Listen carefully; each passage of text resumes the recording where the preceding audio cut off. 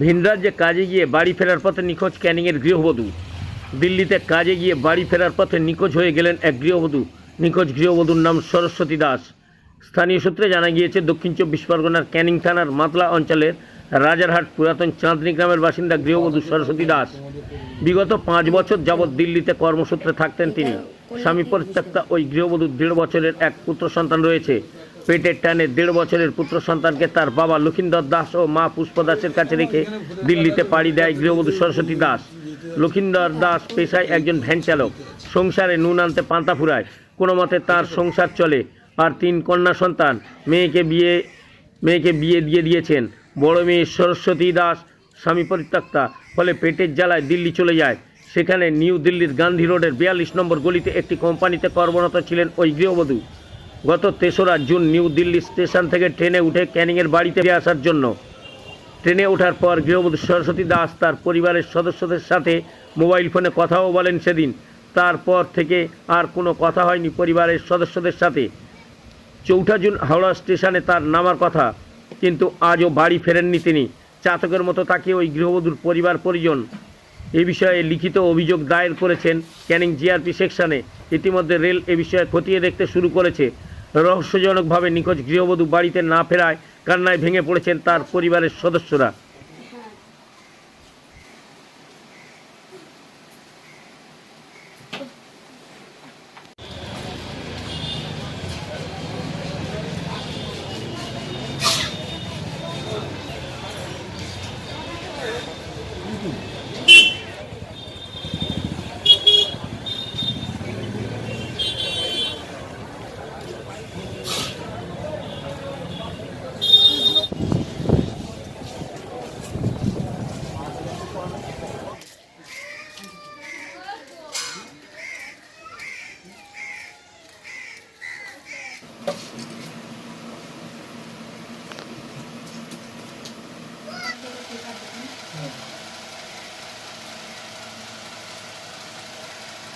বাচ্চাটা কেঁদে থাকতে পারছে না।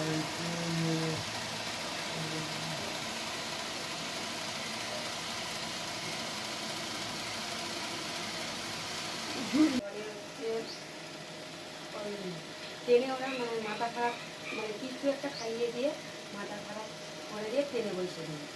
ট্রেন থেকে এবারে কোথায় গেছে মেয়ে কোনো যোগাযোগ থাকে না। আর ট্রেনে বাইকে মানে নিউ দিল্লি ঘটনাটা একটু বলুন না। ট্রেনে আসতে গিয়ে হারিয়ে গেছে। মাকে নাও ভালো করে কবে থেকে নিখোঁজ হয়ে গেছে? আর 3 তারিখ থেকে কোনো খোঁজ পাওয়া যাচ্ছে না? কোনো খোঁজ হয়নি। কোথায় কাজে গেছে? নিউ দিল্লি আচ্ছা, ওই ঠিকানাটা দিতে ওখান থেকে কি নিখোঁজ হয়ে গেছে? ওখান থেকে আসতে গিয়ে নিখোঁজ হয়ে গেছে। মানে বাড়ি আসার পথে? এটা দেখেছি, এটা পড়তে পারি না আমি। কি মনে হচ্ছে? নিউ দিল্লি রাজবাড়ি গেট। হ্যাঁ, কি মনে হচ্ছে কি মানে? আমার মেয়েটাকে পাবো তো। আপনার নাম? লক্ষিন্দর দাস। আপনার মেয়ের নাম? সরস্বতী দাস। পম্পা মণ্ডল। যে ট্রেন পথে যে নিখোঁজ হয়েছে তার নাম কি আর কি হয় আপনার? মানে তার নাম সরস্বতী দাস, আমার বড় দিদি। কি হয়েছিল ঘটনাটা? মানে নিউ দিল্লির থেকে মানে ট্রেনে উঠেছিল, ট্রেন থেকে মানে ক্যানিংয়ে আসবে, মানে ট্রেন থেকে নিখোঁজ হয়ে গেছে।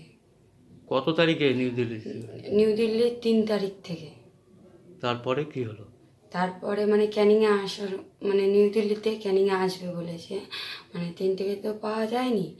মানে সেই ট্রেনে মানে খোঁজ মানে এই 3 তারিখ থেকে মানে এই 20 দিন মতন হচ্ছে, মানে এখনও কোনো কথা মানে হয়নি। মানে ক্যানিং মানে জিআরপিকে মানে লিখিতভাবে জমা দেওয়া হয়েছে।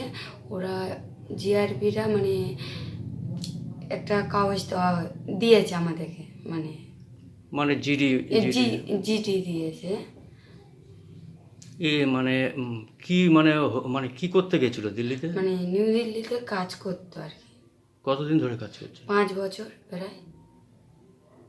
ও, তোমার যে দিদি সে কি মানে বিবাহিত? হ্যাঁ, সে বিবাহিত। তার স্বামী আছে কি? না, তার স্বামী নেই। কি পেটের তাগিদে কি দিল্লিতে গেছিল কাজ করতে? হ্যাঁ, পেটের তাগিদে দিল্লিতে কাজে গেছে। বাচ্চা কাচ্চা কটা? হ্যাঁ, বাচ্চা একটা আছে দিদির, মানে 1.5 বছর বয়স। কোথায় থাকে সে? সে মা বাবার কাছেই থাকে। আর তোমার দিদি ওখানেই কাজ করে? হ্যাঁ, দিদি ওখানে কাজ